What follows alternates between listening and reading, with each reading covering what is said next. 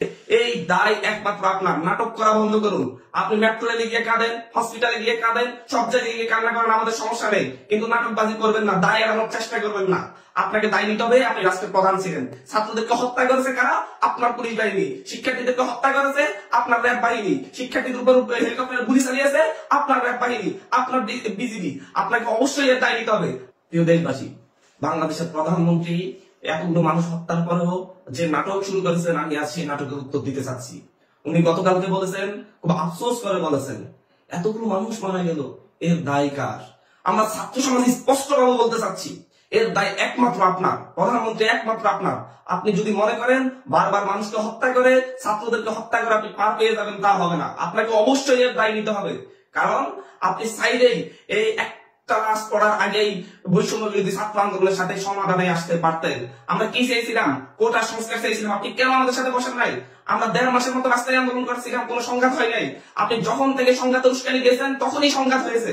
আপনি তার আগেই তো আমাদের সাথে বসতে পারতেন, বসে আলোচনা করে সিদ্ধান্ত নিতেন কি করা যায়, কিন্তু তা না করে আপনি এই দেশের শত শত শিক্ষার্থীকে হত্যা করেছেন। তারপরে যখন দেখেছেন পার পেয়ে যাচ্ছেন না, তখন দাবি মেনেছেন। বলতে চাচ্ছি যে এই দায় একমাত্র আপনার। নাটক করা বন্ধ করুন। আপনি মেট্রো রেলে গিয়ে কাঁদেন, হসপিটালে গিয়ে কাঁদেন, সব জায়গায় গিয়ে কান্না করেন, আমাদের সমস্যা নেই, কিন্তু নাটকবাজি করবেন না, দায় এড়ানোর চেষ্টা করবেন না। আপনাকে দায় নিতে হবে। আপনি রাষ্ট্রের প্রধান ছিলেন। ছাত্রদেরকে হত্যা করেছে কারা? আপনার পুলিশ বাহিনী। শিক্ষার্থীদেরকে হত্যা করেছে আপনার র্যাব বাহিনী। শিক্ষার্থীদের উপর হেলিকপ্টার গুলি চালিয়েছে আপনার র্যাব বাহিনী, আপনার বিজিবি। আপনাকে অবশ্যই এর দায় নিতে হবে। আপনি বাংলাদেশে ক্র্যাকডাউন চালিয়েছেন।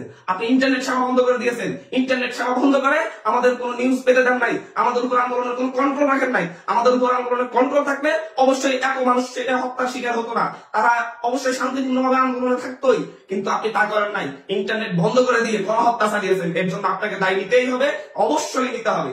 আজকে আবার ইন্টারনেট বন্ধ করেছেন। আজকে যদি আর একটা গুলি চলে, মাননীয় প্রধানমন্ত্রী ওই গণভবন আর আপনার থাকবে না। স্পষ্ট বার্তা দিচ্ছি, বাংলাদেশের ছাত্র জনতার উপর আর কোনো ক্র্যাকডাউন নয়, আর কোনো রক্ত চাই না আমরা। অবিলম্বে 9 দফা দাবি মানুন, তারপরে আমরা রাজপথ থেকে সরে যাব, রাজপথ থেকে ফিরে যাব।